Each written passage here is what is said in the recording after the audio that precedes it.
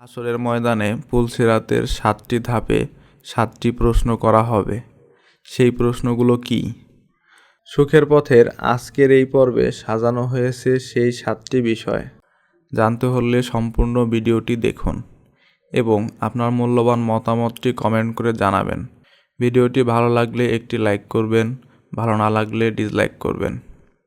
আরবিতে সিরাত অর্থ পথ বা রাস্তা, আর পুলসিরাত হচ্ছে সেই রাস্তা যা জাহান্নামের উপর দিয়ে বয়ে যায়, যা চুলের চাইতেও চিকন, আগুনের চেয়েও গরম এবং তরবারির চেয়েও ধারালো। কিয়ামতের দিন সকল মানুষকেই সেই পুল অতিক্রম করতে হবে। যারা জান্নাতবাসী হবে তারা তাদের ঈমান ও আমল অনুযায়ী স্বাচ্ছন্দ্য অথবা কষ্টের সাথে পুলসিরাত অতিক্রম করবে এবং জান্নাতে চলে যাবে। যারা তাদের আমলের কারণে জাহান্নামে থাকবে তারা পুলসিরাত থেকে পড়ে গিয়ে জাহান্নামে পতিত হবে। ঈমানদারগণদের জন্য পুলসিরাত একটি সুন্দর পথে রূপান্তরিত হবে। সেখানে তারা কোনো সমস্যা ছাড়াই সেই পথ অতিক্রম করে জান্নাতের দরজায় পৌঁছে যাবে। ঈমানদারগণদেরকে তাদের কর্ম অনুযায়ী নূর দেওয়া হবে, যার আলোতে তারা পুলসিরাতের মধ্য দিয়ে পথ নির্ধারণ করবে। তাদের মধ্যে অনেকে প্রবল বাতাসের মতো দৌড়ে পার হয়ে যাবে, তারপর অনেকে হাঁটু ভর দিয়ে পার হবে এবং অনেকেই হামাগুড়ি দিয়ে পার হবে। তবে নবী করিম সাল্লাল্লাহু আলাইহি ওয়াসাল্লাম বলেন, আমি এক রাতে এক অদ্ভুত দৃশ্য দেখেছি। আমি দেখেছি আমার উম্মতের মধ্য হতে একজন পুলসিরাতের উপর বুকে ভর দিয়ে টেনে টেনে পার হচ্ছিল এবং কখনো হাঁটুর উপর ভর দিয়ে চলছিল। এমন সময় তার কাছে সেই দুরূদ পেশ করা হলো যা দুনিয়াতে আমার জন্য পাঠ করেছিল। সেই দুরূদের ফজিলতের কারণে সে উঠে দাঁড়াতে সক্ষম হলো এবং পুলসিরাত দ্রুত পার হয়ে গেল। আখিরাতের সময় অনুযায়ী পুলসিরাতের দূরত্ব 30,000 বছর। এক রেওয়াতে বলা হয়েছে জাহান্নামের 7টি পুল রয়েছে। প্রত্যেক পুলের মাঝে দূরত্ব 70,000 বছরের সমান এবং প্রতিটি পুল তরোয়ালের মতো ধারালো। এই পুলের উপর দিয়ে অতিক্রমকারী দলগুলোর মধ্যে প্রথম দলটি চোখের পলকে পার হয়ে যাবে। একবার চোখের পলক ফেলতে যতটুকু সময় লাগে ঠিক ততটুকু সময়ের মধ্যেই পার হবেন তারা। দ্বিতীয় দলটি বিদ্যুতের গতির মতো পার হয়ে যাবে। যেমন একটি বৈদ্যুতিক লাইটের সুইচ অন করলে লাইটের আলো জ্বলতে যতটুকু সময় লাগে এর চেয়ে কম সময়ে পার হয়ে যাবেন তারা। তৃতীয় দল ঝড় বাতাসের মতো পার হয়ে যাবে। চতুর্থ দল পাখির মতো পার হয়ে যাবে। পঞ্চম দল ঘোড়ার মতো করে পার হয়ে যাবে। একটি ঘোড়া দৌড়ে এক স্থান থেকে অন্য স্থানে যেতে যেমন সময় লাগে ঠিক তেমন সময়ের মতো সহজে চলে যাবেন তারা। ষষ্ঠ দল দৌড়ে ছুটে চলা মানুষের মতো পার হয়ে যাবে। সপ্তম দলটি পথচারীর মতো পায়ে হেঁটে হেঁটে পার হয়ে যাবে। তাদের সবার শেষে একটি দল অবশিষ্ট থাকবে।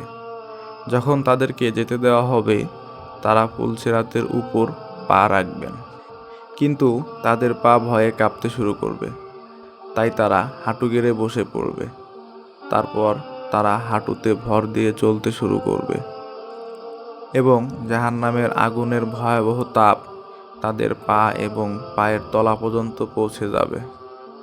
তারপর তারা তাদের বুকের উপর ভর করে টেনে টেনে চলতে শুরু করবে। আগুন তাদেরকে ঘিরে ধরবে। আগুন থেকে বাঁচার জন্য পেটের উপর ভর করে টেনে টেনে আবার চলতে শুরু করবে। অতঃপর আগুন অতিক্রম করার পর তারা ঘুরে দাঁড়াবে এবং জাহান্নামের দিকে তাকিয়ে বলবে, হে আল্লাহ, আপনি আমাদের এই জাহান্নামের আগুন থেকে রক্ষা করেছেন, আপনি মহাপবিত্র। এই পুলের প্রথম ধাপে আমাদের ঈমান অনুযায়ী প্রশ্ন করা হবে। আমাদের ঈমান ও আখলাক সম্পর্কে জিজ্ঞাসা করা হবে। যখন কেউ এই সমস্ত প্রশ্নের উত্তর দিতে সফল হবে তখন তাকে পরবর্তী ধাপে পাঠানো হবে। সেখানে তাকে নামাজ সম্পর্কে জিজ্ঞাসা করা হবে। সে পূর্ণ নামাজ পড়েছে কিনা। যারা দুনিয়াতে সমস্ত কাজের ব্যস্ততা ভুলে তাদের নামাজ সঠিকভাবে আদায় করেছিল, তাদের নামাজ তাদের জন্য একটি নূর হয়ে যাবে, যা তাদেরকে পরবর্তী ধাপের পথ দেখাবে। এরপর তৃতীয় ধাপে তাদের জাকাত সম্পর্কে জিজ্ঞাসা করা হবে।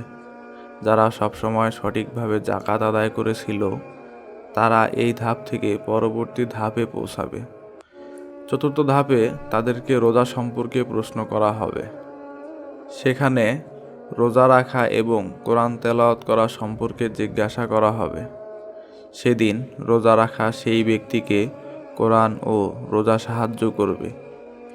একটি রেওয়াজ অনুসারে রাসূল সাল্লাল্লাহু আলাইহি ওয়াসাল্লাম বলেছেন, সে সময় রোজা বলবে, হে আল্লাহ, আমার কারণে এই ব্যক্তি সারাদিন ক্ষুধার্ত তৃষ্ণায় ছিল এবং নিজেকে নফসের কামনা বাসনা থেকে বিরত রাখত আপনার ভয়ে, একে ক্ষমা করে দিন।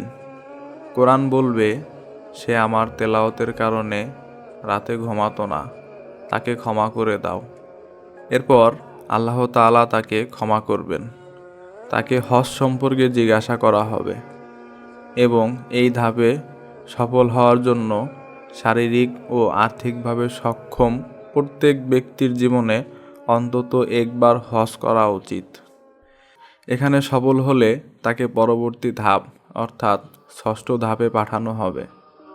ষষ্ঠ ধাপে ওযু ও গোসল সম্পর্কে জিজ্ঞাসা করা হবে, যা মানুষকে পবিত্র করে। সপ্তম ও শেষ ধাপে তাকে বান্দার হক সম্পর্কে প্রশ্ন করা হবে। সেখানে সফলতা নির্ভর করবে আমরা আমাদের নিজেদের পিতামাতা, প্রতিবেশী ও বন্ধুবান্ধব এবং আত্মীয়দের সাথে কিভাবে আচরণ করি তার উপর। যদি কেউ অন্যের হক নষ্ট করে, যেমন প্রতিবেশীদের সম্পদ জোর করে দখল করা, আত্মীয়দের সম্পদ তাদের থেকে বঞ্চিত করা, প্রতিবেশী অসুস্থ কিনা তা খোঁজখবর নেওয়া, কারো সম্পদ নষ্ট না করা, এ সকল কাজই বান্দার হক। যদি কেউ অন্যের হক নষ্ট করে, তাহলে তার জন্য এই ধাপ অতিক্রম করা খুব কঠিন হবে এবং তারা তা অতিক্রম করতে পারবে না। কিন্তু যারা এই শেষ প্রশ্নের সঠিক উত্তর দিয়ে দিবে, তারা সেই স্থানে পৌঁছে যাবে যেখানে নবীজি তাদের জন্য অপেক্ষা করতে থাকবে এবং স্বাগত জানাবেন তাদেরকে।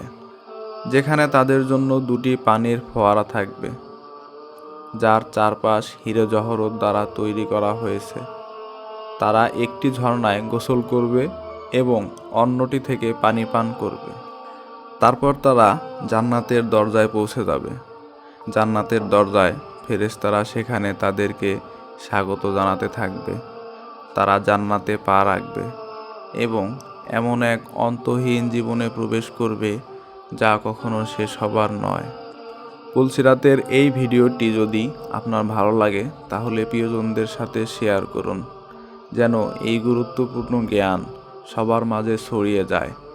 এবং আমাদের চ্যানেলটি সাবস্ক্রাইব করে পাশে থাকুন এমন সব ইসলামী শিক্ষণীয় বিষয় জানতে।